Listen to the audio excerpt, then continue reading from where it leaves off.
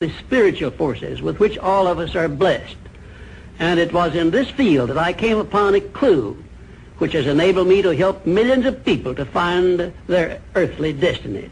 I want to describe my discovery in the simplest terms possible, because it will reveal to you why it is true that whatever the mind can conceive and believe, the mind can achieve, regardless of how many times you may have failed in the past or how lofty your aims and hopes may be.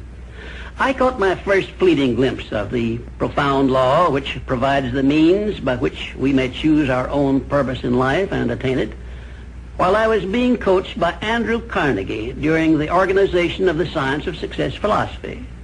I had just finished telling Mr. Carnegie that I feared he had chosen the wrong person to give the world the first practical philosophy of personal success because of my youth, my lack of education, and my lack of finances. Well, at this point, Mr. Carnegie delivered a lecture that I shall never forget because it changed my entire life and paved the way for my helping to change the lives of millions of people, some of them not yet born. Let me call your attention to a great power which is under your control, said Mr. Carnegie, a power which is greater than poverty, greater than the lack of education, greater than all of your fears and superstitions combined. It is the power to take possession of your own mind and direct it to whatever ends you may desire.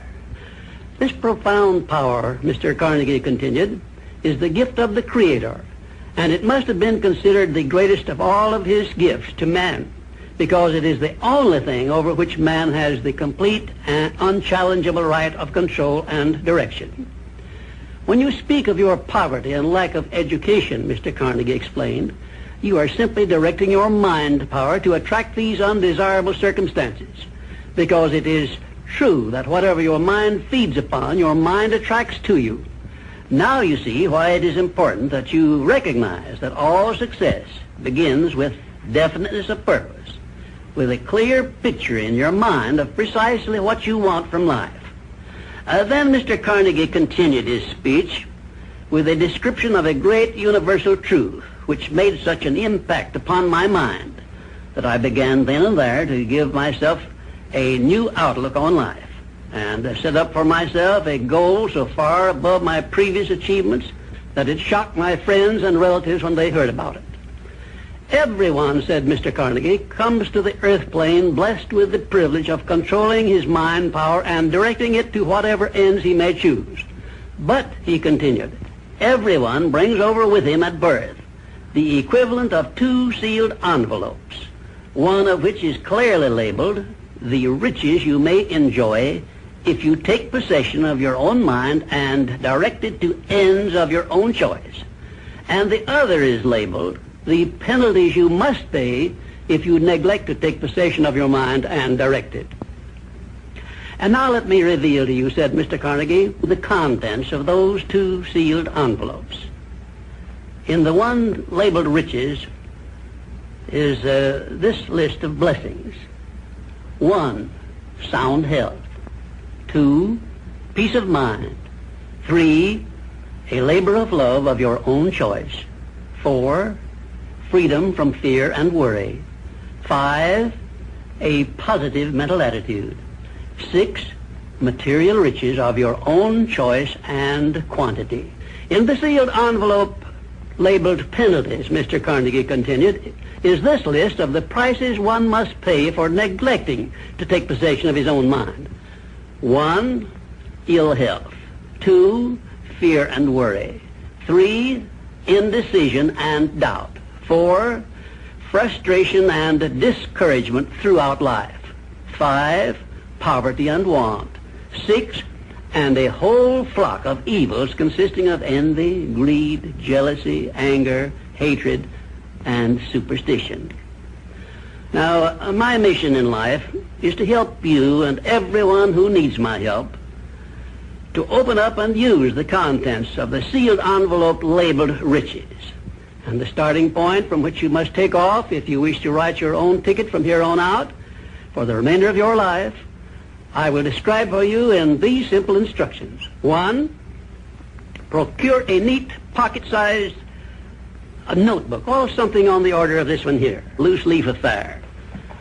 And on page 1, write down a clear description of your major desire in life, the one circumstance or position or thing which you will be willing to accept as your idea of success.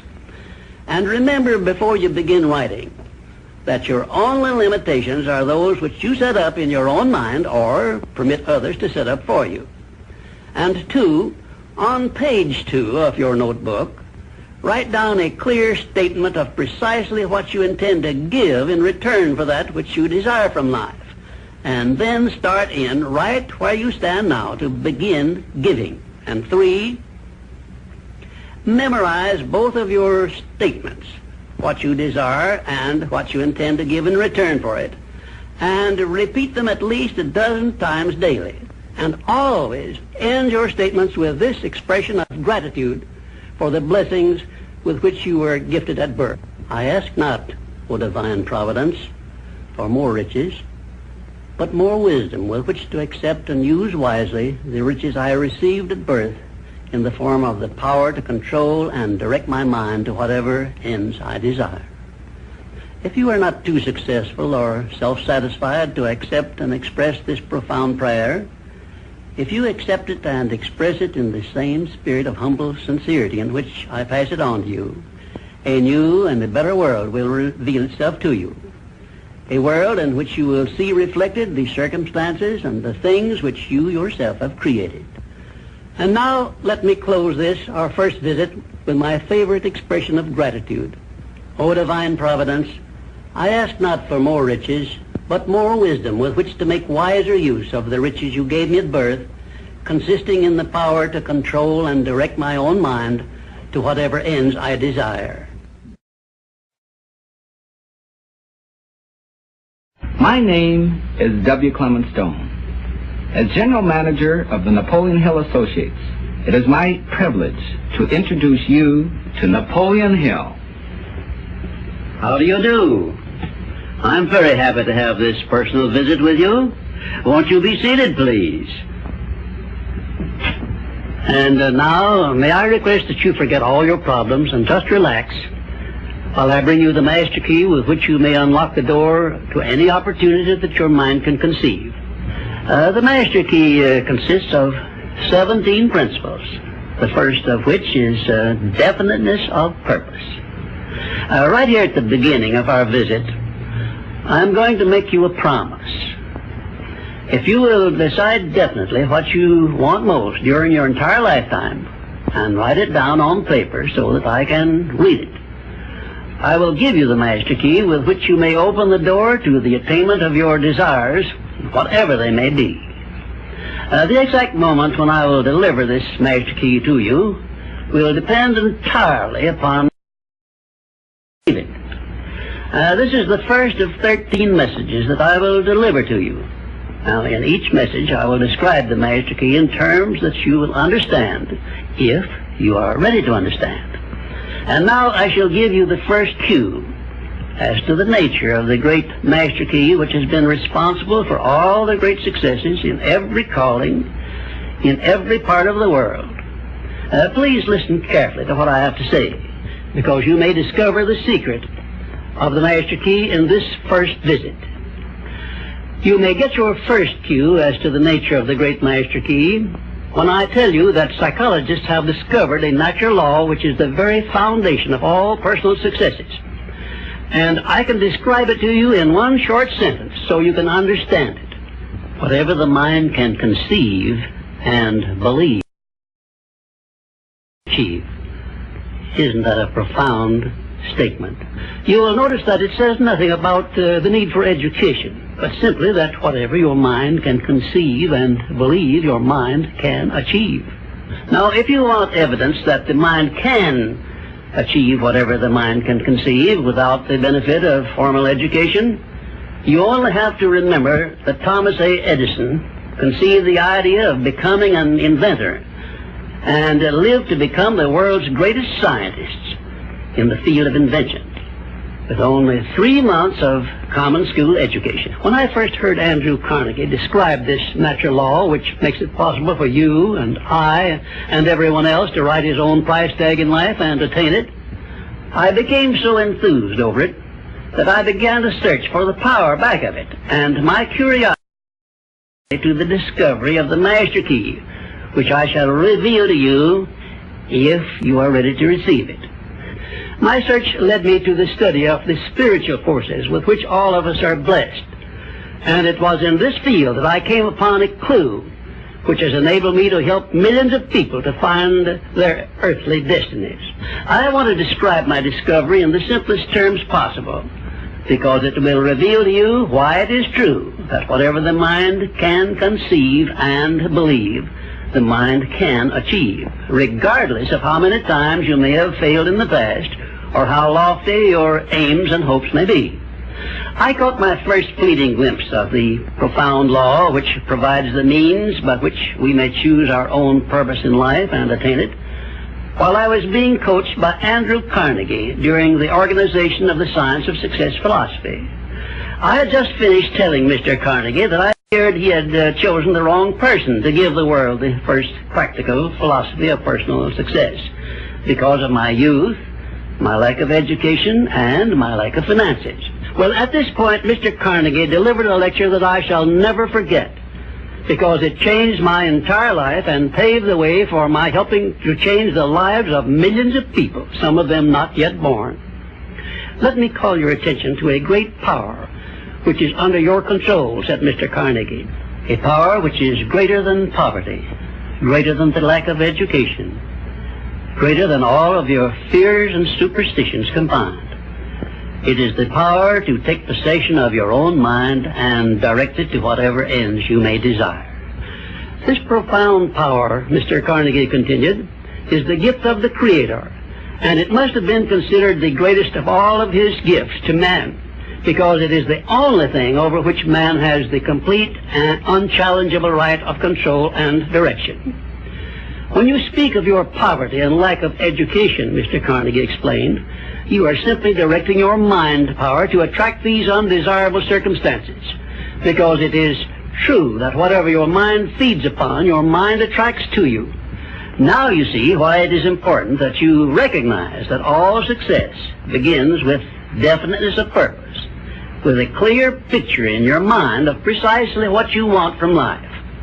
Then Mr. Carnegie continued his speech with a description of a great universal truth which made such an impact upon my mind that I began then and there to give myself a new outlook on life and set up for myself a goal so far above my previous achievements that it shocked my friends and relatives when they heard about it.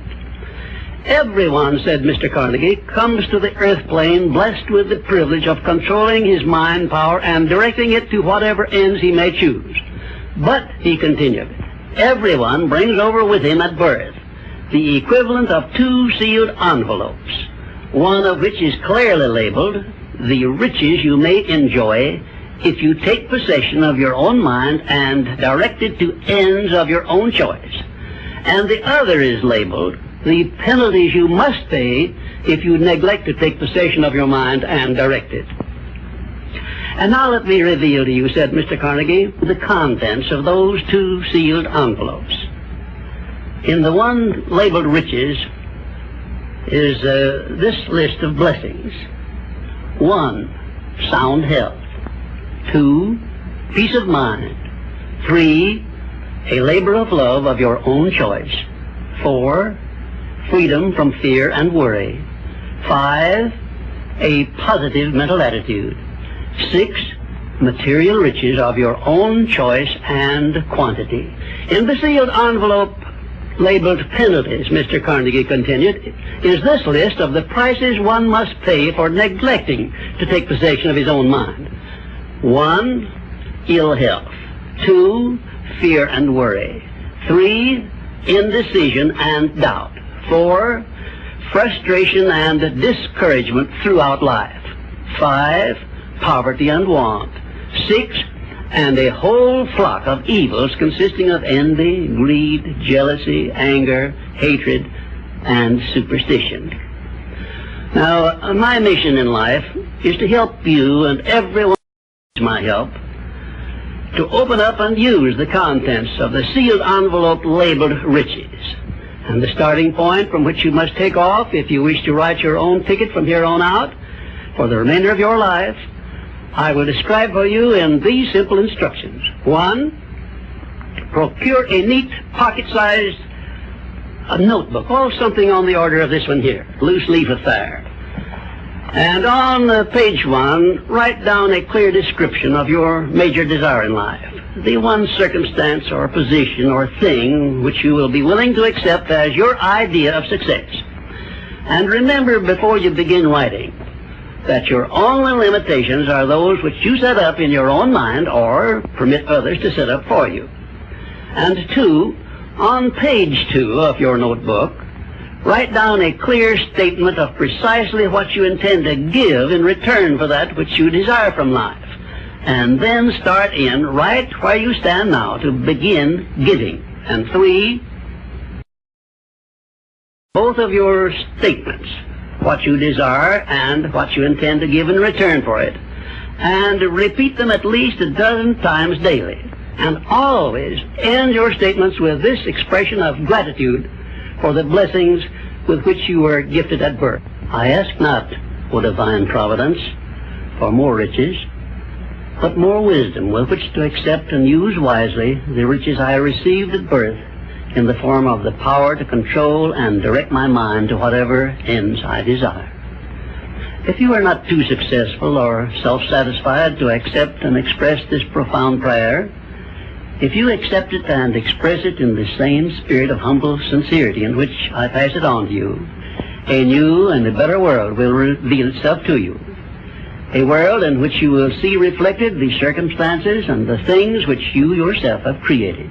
In my next visit, I will give you a description of the second principle of success, through the application of which you may make use of the education and experience of other people and get the necessary help you may need in attaining your definite major purpose in life. And now let me close this, our first visit, with my favorite expression of gratitude.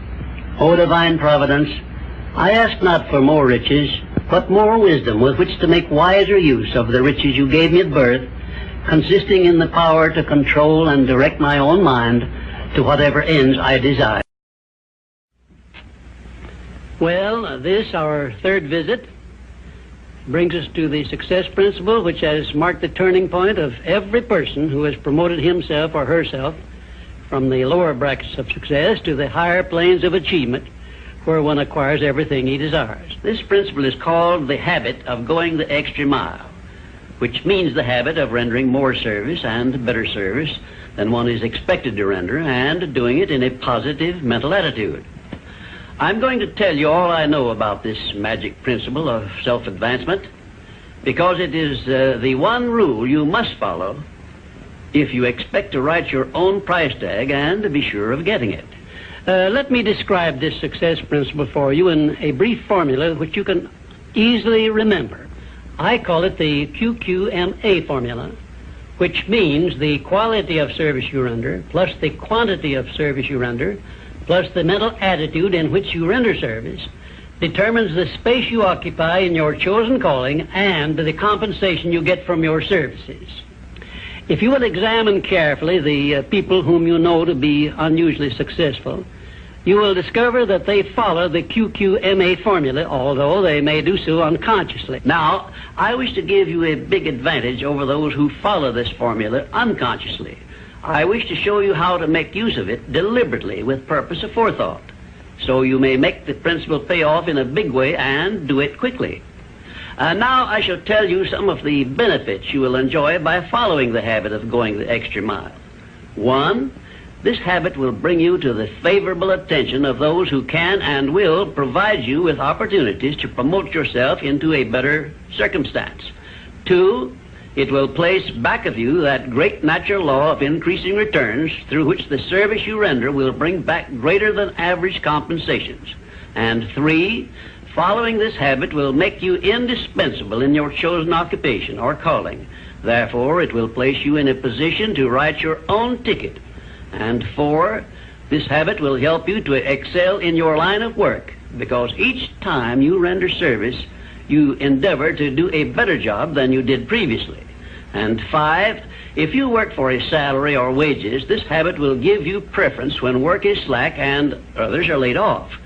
And 6, it will help you to benefit by the law of contrast, because the others around you will not be going the first mile, let alone the second mile. And 7, following this habit of doing your very best in all of your efforts and doing it in a pleasing mental attitude will improve your personality and make you liked by others. And 8, it will also help you to develop a keen, alert imagination, because you will be continuously seeking new and better ways of rendering useful service. 9, it will inspire you to move on your own personal initiative instead of waiting to be told what to do, a habit which is the first step in leadership in all callings.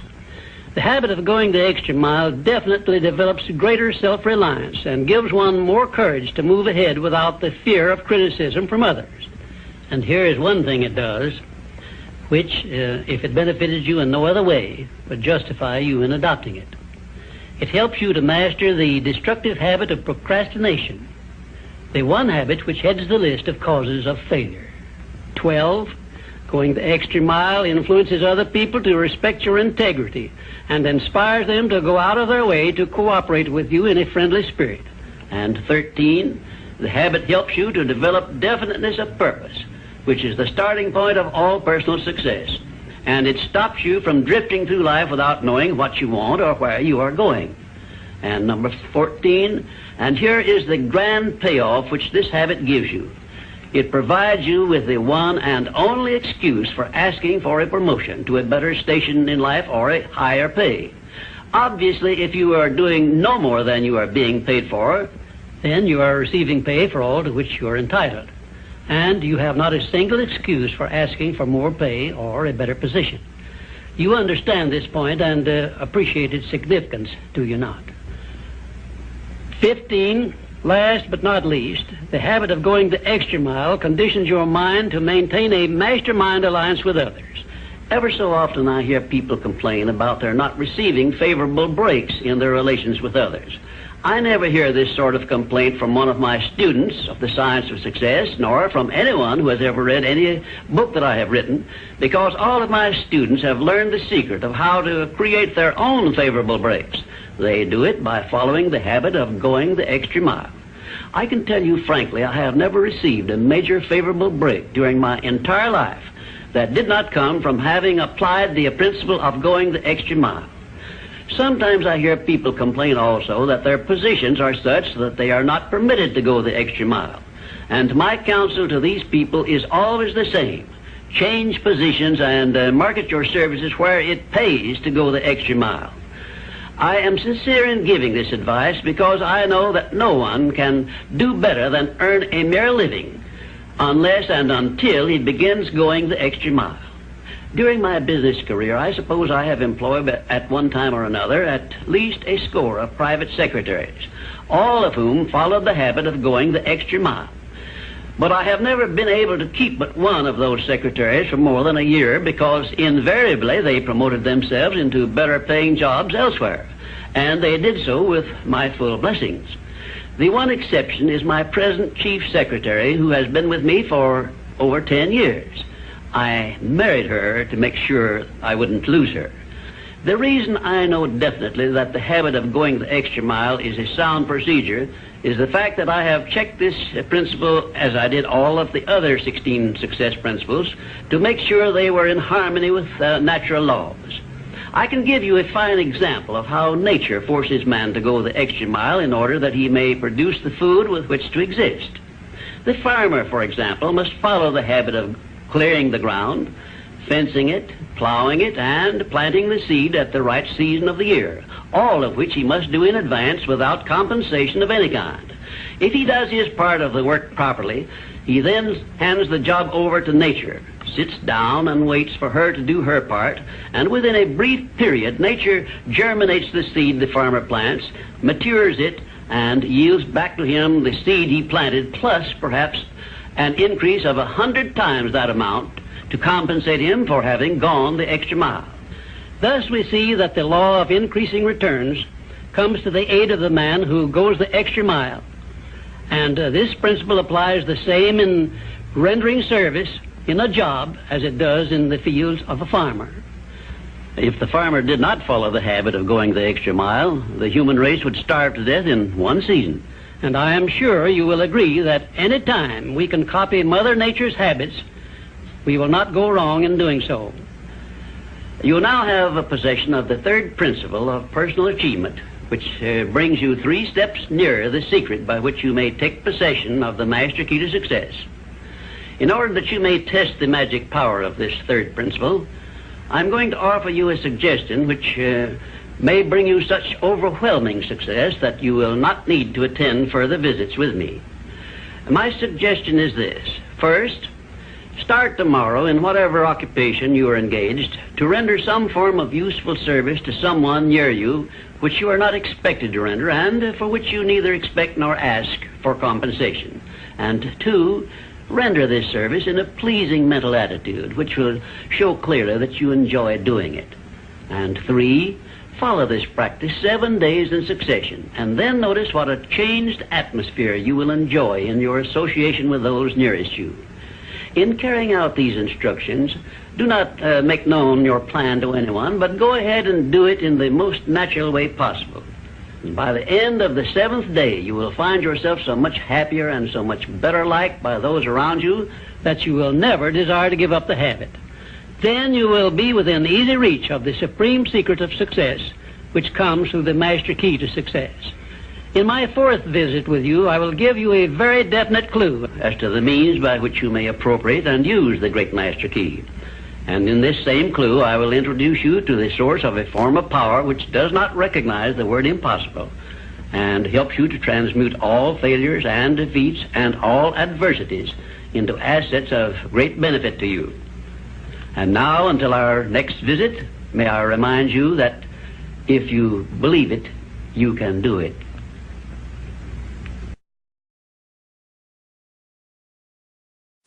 We come now to the 4th visit, where I shall introduce you to your greatest asset, and with this introduction, the master key to success will be within your easy reach. I say this is your greatest asset because it is the 4th of the 17 success principles with which you may tap and draw upon the supreme power which created you and runs this entire universe. The name of this principle is applied faith, and I want you to remember it is not something I am bringing to you, but it is something you already possess, although you may not have made use of it in the past. And now let me tell you what applied faith is and what you can do with it. Applied faith is the mental attitude wherein you may clear your mind of all fears and doubts and direct it to the attainment of whatever you desire in life. In our first visit, I told you that you and I and every person were blessed with the privilege of complete control over but one thing, and that is the exclusive right to take possession of our own minds and direct them to the attainment of whatever we desire in life. Applied faith is a mental attitude we must cultivate and maintain before we can take complete possession of our minds. It is the means by which we may break the seal of that envelope I mentioned in our first visit and take full possession of the 6 forms of riches we get in return for taking possession of our minds and using them. Those 6 riches were, as you may remember, sound health, peace of mind, a labor of love of your own choice, freedom from fear and worry, a positive mental attitude, and material riches of your own choice and quantity. We are now, this very moment, standing in front of the gateway which can be opened only with the great master key to success. And I'm giving you the closest clue I have yet mentioned as to how you may take possession of this key. In order that you may condition your mind to embrace and use applied faith, you must understand that there are 2 ways in which you can use faith. You can put it into reverse gear and use it in a negative way by allowing your mind to dwell upon the circumstances and the things you do not want, such as poverty, ill health, failure, defeat, And this is precisely what the majority of people do, which explains why the majority of people go through life in misery and want. Or you can take possession of your mind and direct it to think of the 6 riches which came over with you in that sealed envelope. And you will attract these riches to bless and serve you all through your life.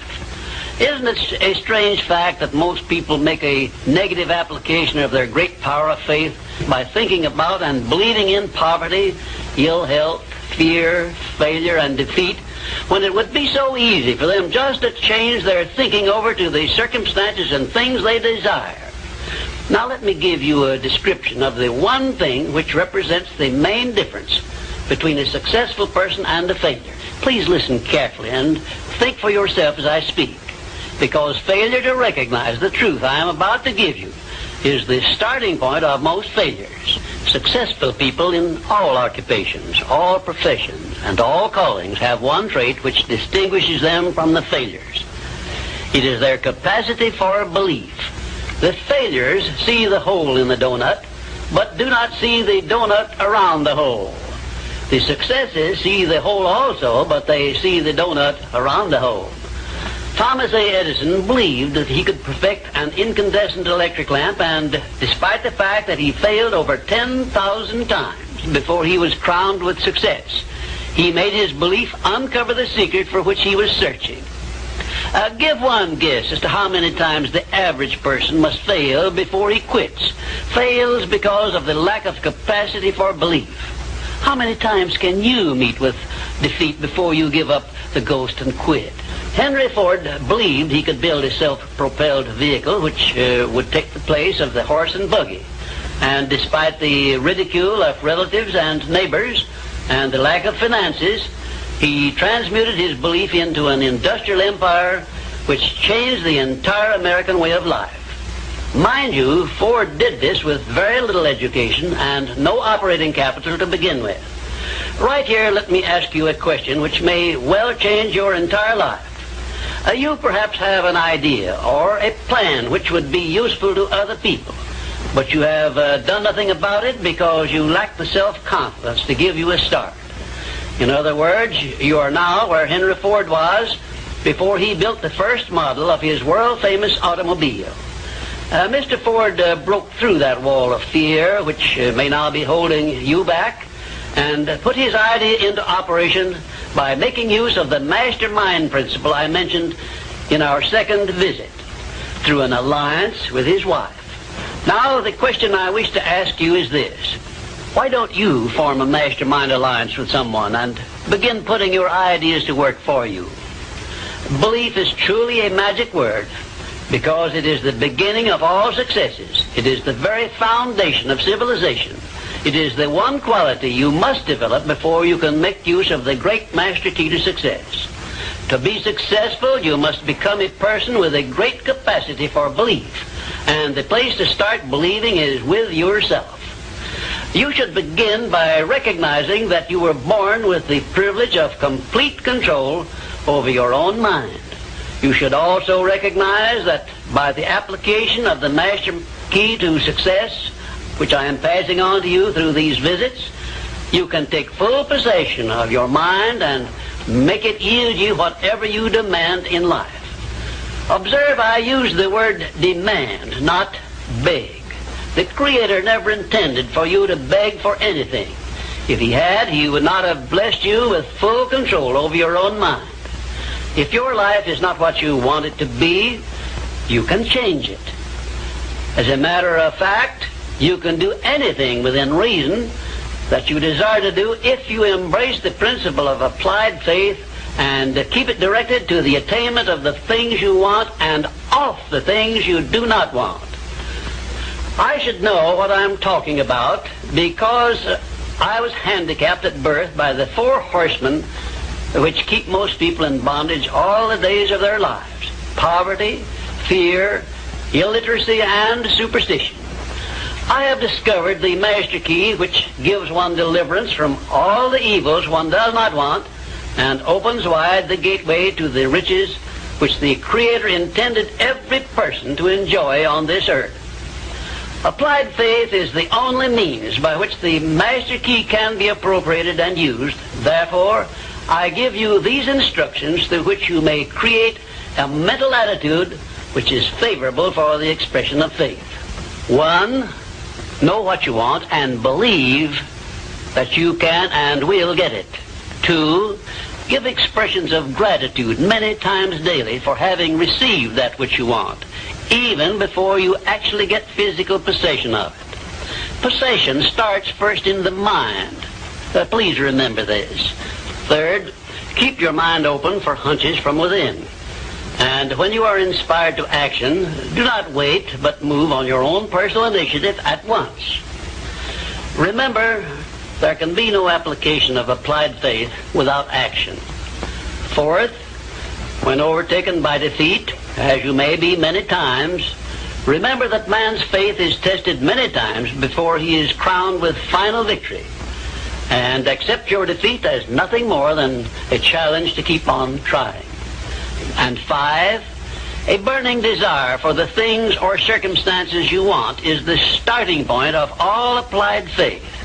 Be definite, believe, and act. And keep on acting if at first you meet with defeat. 6, when doubt creeps into your mind, remember that whatsoever a man believeth, that shall he also reap. Remember, faith is not something you get. Faith is something you already have. But you may be using it in reverse gear by believing in the circumstances and things you do not want, the things you fear. Remember also that faith is guidance only. It is not a power which will bring you what you want, but a power that can guide you to go after what you want and get it. Remember, too, that your faith is limited only by your own capacity to believe. You can do whatever you make up your mind to do.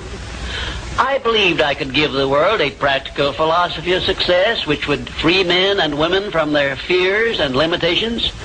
I stood firmly back of that belief through 20-odd years of effort and saw my belief give freedom to millions of people. Do the thing, said Emerson, and you shall have the power. May I paraphrase this great truth by saying, believe and you shall receive. And now, until our next visit, will you please remember that your life is exactly what you make it by your own mental attitude.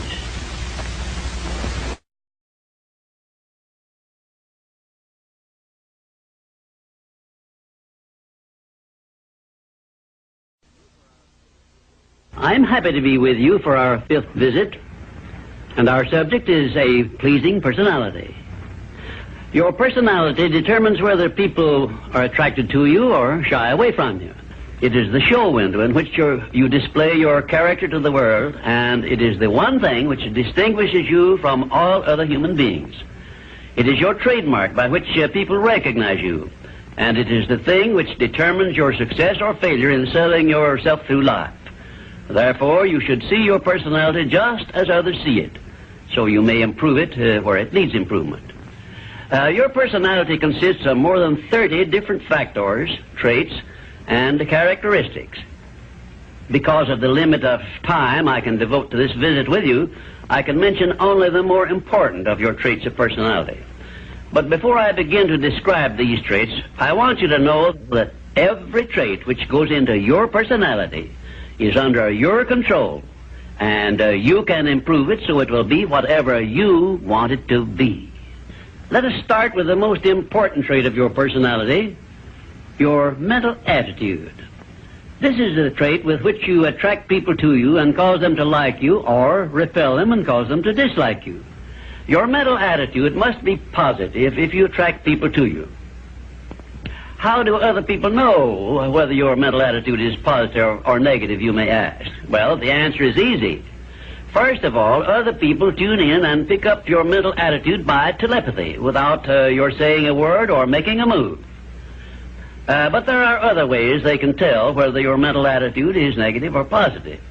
You disclose this information by the tone of your voice, whether it is pleasant or harsh, by the expression on your face, whether it is soft and pleasing or harsh and scowling, by the courtesy and consideration you show other people, or the lack of these.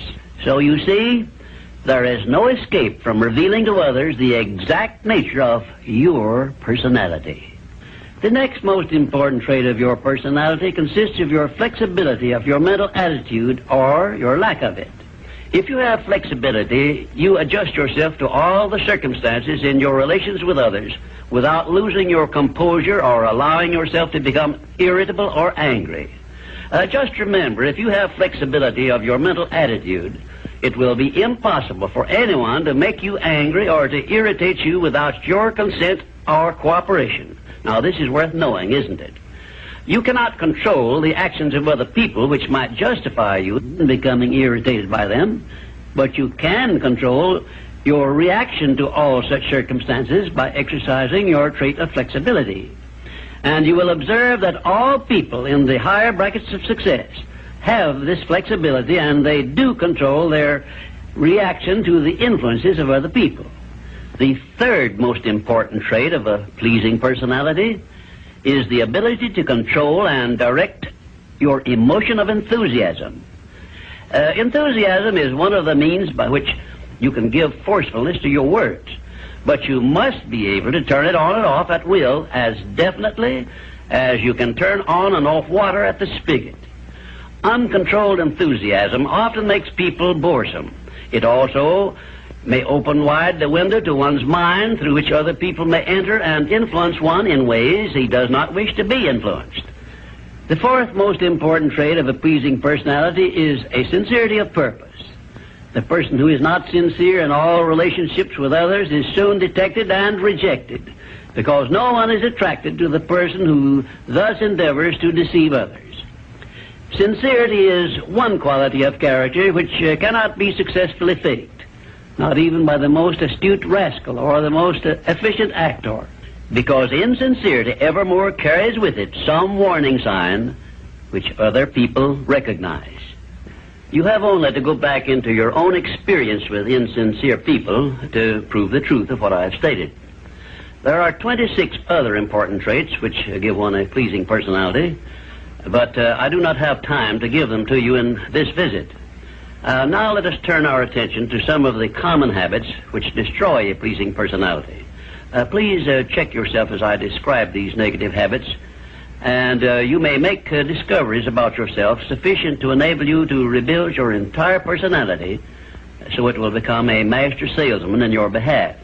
One of the most destructive habits which make one's personality objectionable is that of breaking in and running away with the conversation when others are speaking.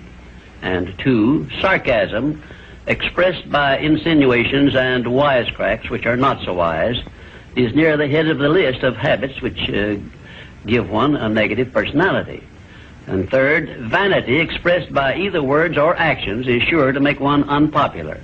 And 4, indifference in listening while others are speaking is sure to be noticed and resented. It is more profitable to be a good listener than it is to be a good talker, because one is always apt to learn something while listening to others, but never learns anything from hearing himself talk. 5, the attempt to flatter where flattery is obviously not deserved will bring quick resentment from others.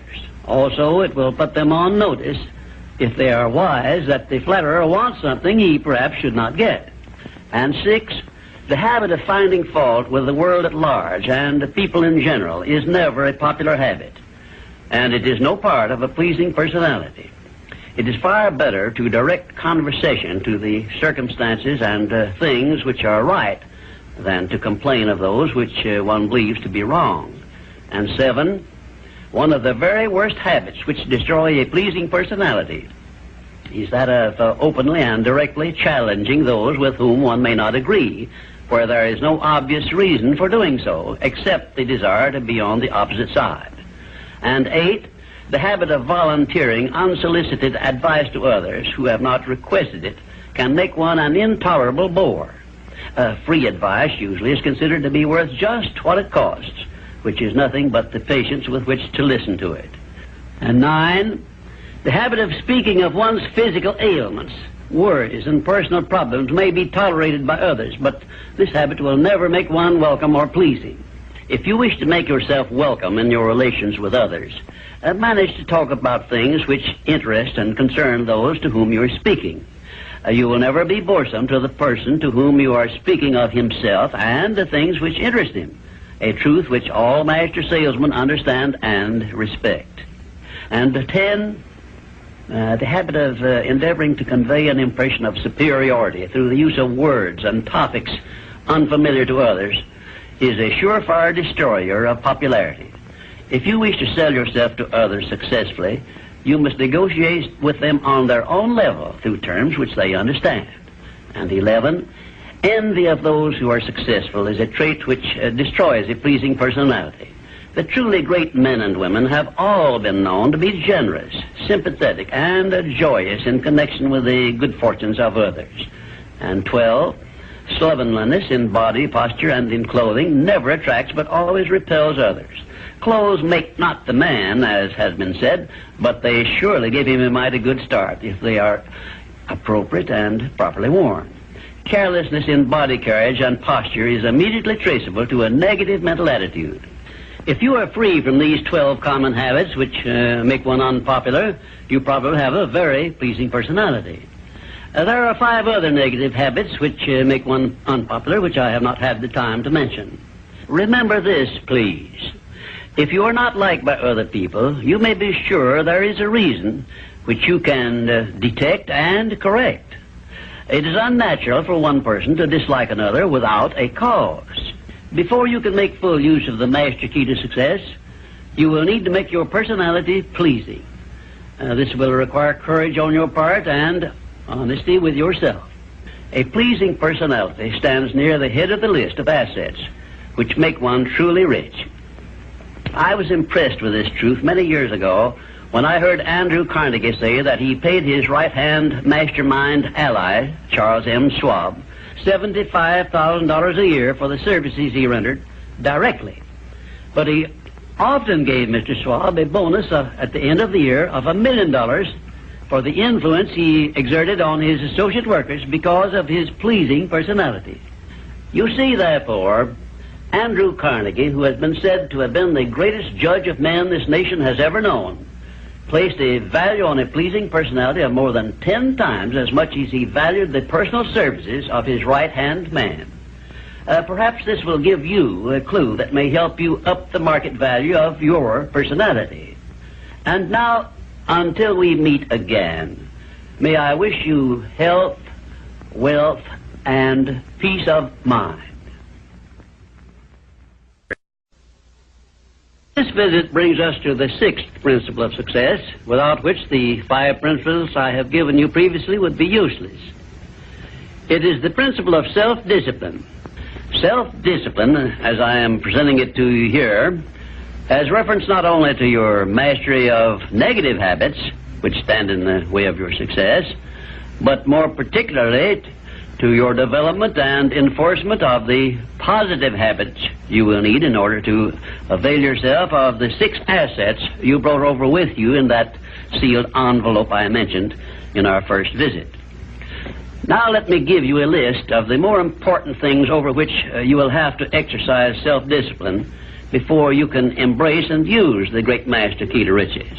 1, you will have to gain mastery over your tongue by acquiring the habit of thinking first and then speaking after you are sure that what you say will benefit you and not injure others.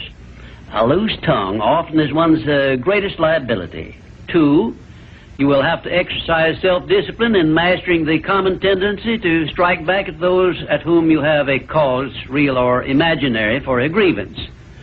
You must remember that everything you do to or for another, you do to or for yourself, because your every thought and every act which benefits or injures another person comes back to you in kind, greatly multiplied. So, if you feel that you must slander another person, do not speak it, but write it. Write it in the sands near the water's edge, then move away from it until the tides have flown. 3, You will have to exercise self-discipline over all of your emotions, particularly your emotions of love, hate, fear, and sex. These are the big four of your emotions, and they can make you or break you according to the extent of discipline you exercise over them. 4, your mental attitude needs discipline and control at all times. Lacking this discipline, it can, and it often does, drive away friends, destroy opportunities to get ahead, brings on physical and mental illness, develops stomach ulcers, and makes peace of mind impossible. 5, I have reserved the emotion of sex for special mention, because failure to exercise self-discipline over this emotion probably heads the list of all the causes of personal failure.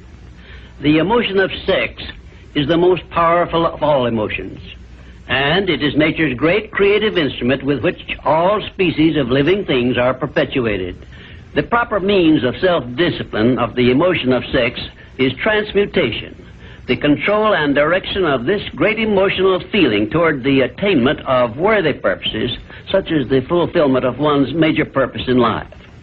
The great leaders, artists, orators, industrialists, and professional people have learned the art of sex transmutation through the proper system of self-discipline.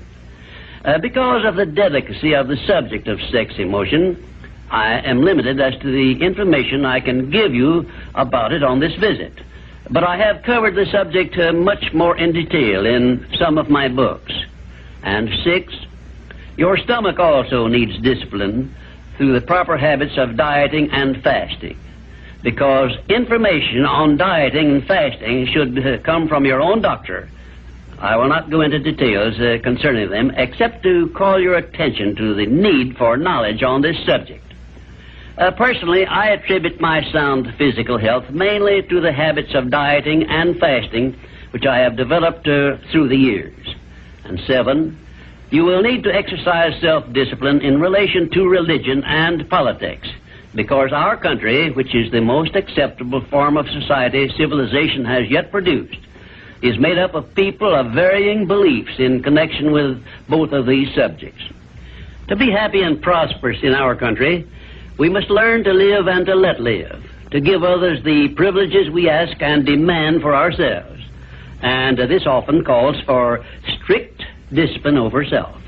8, but I have reserved until the last my reference to the most important circumstances over which you must exercise the strictest of self-discipline if you are to embrace and use the great master key to riches.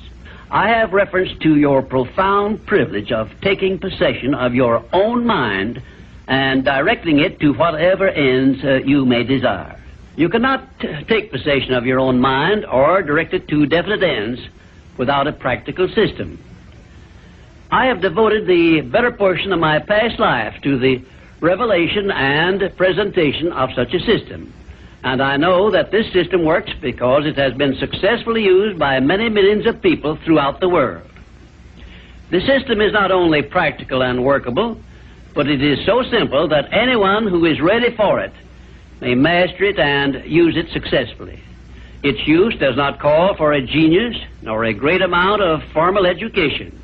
It calls only for a will to take possession of one's own mind and a definite purpose to which the mind is to be directed. Self-discipline by Thomas A. Edison made him the world's greatest inventor, who revealed to mankind during the first half of the 20th century more of nature's secrets than had been uncovered during the entire previous history of civilization. Self-discipline carried Wilbur and Orville Wright through a multitude of failures and enabled them finally to give the world its first practical airplane, an achievement which has made the world smaller and changed the entire trend of civilization. Self-discipline helped Helen Keller to triumph over deafness, blindness, and dumbness, a combination of afflictions such as most people never experience. Self-discipline helped me to carry on through years of heart-aching discouragement and defeat and give the world the first practical philosophy of success based on the know-how gained by hundreds of men and women who spent a lifetime by the trial and error method in discovery of the principles which lead to personal success. Self-discipline is among the top-ranking features of all the great religions, including, of course, the Christian faith. And there are some people who believe that our major purpose on earth is that of developing wisdom through struggle and self-discipline.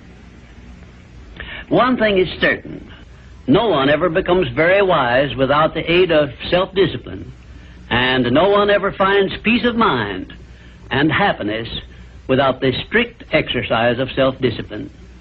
Self-discipline is the only means of transmuting sorrow into faith. It is the only means by which we may transmute hatred of others into the milder emotion of sympathy for them. It is the only means by which we may reveal and profit by the seed of an equivalent benefit which comes with every adversity and every defeat. It is the only means by which we may shut out of our minds the deadly effects of past experiences of suffering and unpleasantness.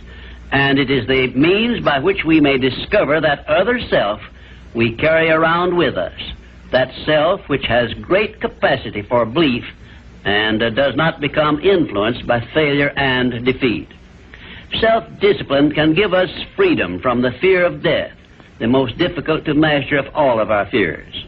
It can free us from the disease of hypochondria, the fear of imaginary illness with which so many people suffer and sometimes die. Self-discipline is the means by which we may think our own thoughts, live our own lives as we wish to live them, and remain forever free from the evils of fears and limitations which we have inherited from the dark ages before the dawn of civilization. The Creator never gives one an asset or benefit without passing along with it the means by which it may be embraced and used. Self-discipline, therefore, is the means by which the Creator provided us with a method of embracing and using the only thing over which we have unchallengeable control, the power of our own thoughts. And now, until our next visit, may I remind you that the habit of taking the line of least resistance makes all rivers and some men crooked.